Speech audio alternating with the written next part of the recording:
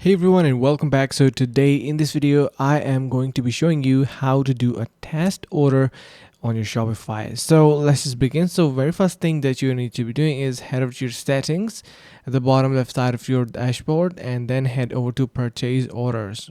You need to head over to settings. You can head over to purchase order later, but first we need to head over to payments. This is the first step. Then add or choose a provider, and you're going to be searching in here for bogus, just like this.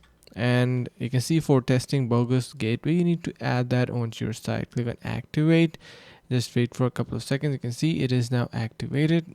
Go back and you can see you can create a purchase order, but we're going to be simply refreshing it for now and head over to the online store. So this is now place an order, and of course it is going to be a completely test order. And now you need to simply choose any product and place your order. You can click on buy now. You can add a dummy credit card if that asks, and then it is going to be showing up into your order section right over here. So this is how you can do a test order on Shopify. I hope this helps.